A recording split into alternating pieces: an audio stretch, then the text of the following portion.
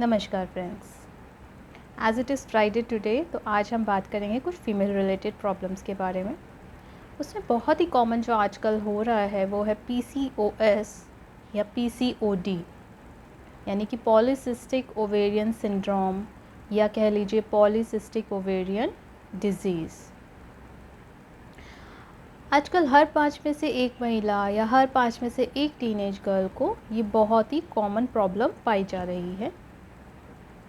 इससे पहले कि बात करें कि ये क्या होता है, क्या इसके कारण हैं, पहले बात करेंगे एक नॉर्मल फीमेल में जो उसकी मेंस्ट्रुअल साइकिल होती है उस दौरान क्या होता है।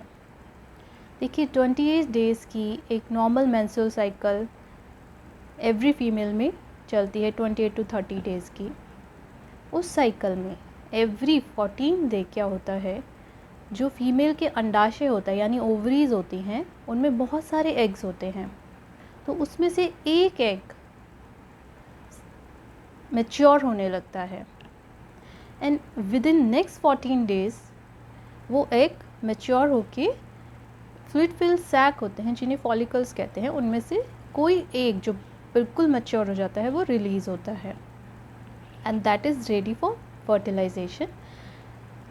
अगर मैरिड फीमेल होती है और वो कंसीव कर जाती है तो वो प्रेग्नेंट हो जाती है, वो एग अगर स्पर्म से कंसीव कर जाता है।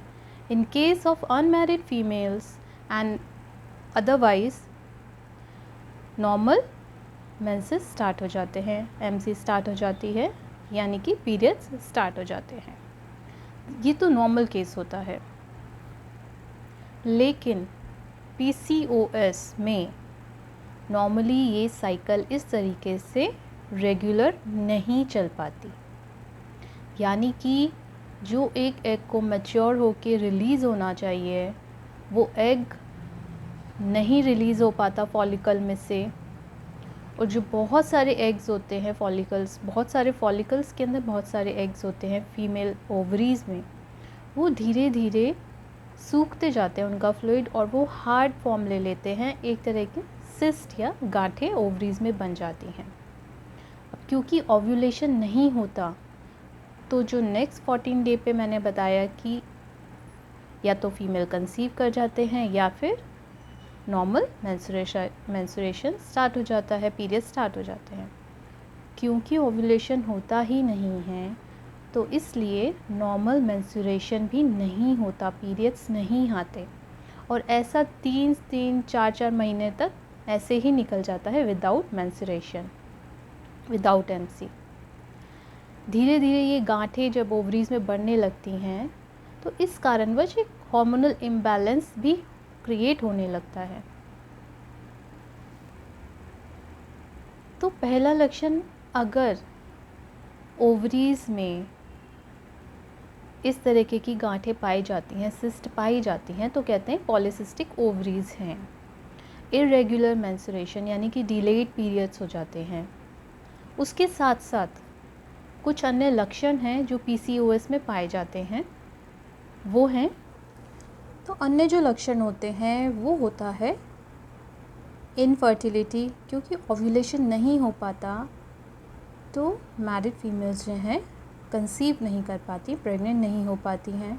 अनवांटेड हेयर ग्रोथ बॉडी में बहुत ज़्यादा होने लगता है, अनवांटेड अनचाहे चेहरे पे बाल बहुत ज़्यादा आने लगते हैं, एक्ने निकलने लगते हैं, हेयर फॉल होने लगता है, वेट गेन, बहुत केसेस में वेट गेन भी होने लगता है, specially over the belly area, lower abdomen में के आसपास फैट एक्यूमुलेट होता है, इकट्ठा होता है और वेट गेन होता है, मूड स्विंग्स होने लगते हैं।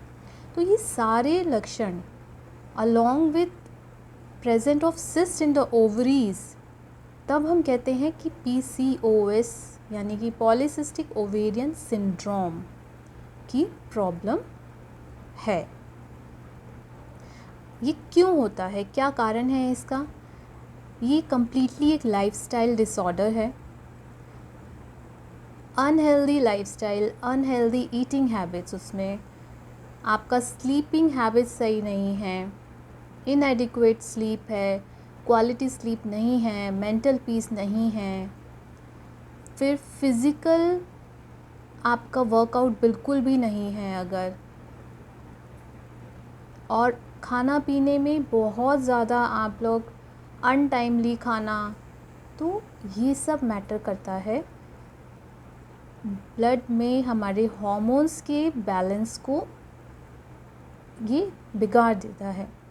तो इस हार्मोनल इम्बैलेंस के कारण फर्दर जो रिप्रोडक्टिव ऑर्गन्स होते हैं फीमेल के, उन पे एक गलत इम्पैक्ट पड़ता है, जिससे कि नॉर्मल जो साइकिल होती है, ओव्यूलेशन होता है, वो डिस्टर्ब हो जाता है और PCOS की दिक्कत होने लगती है।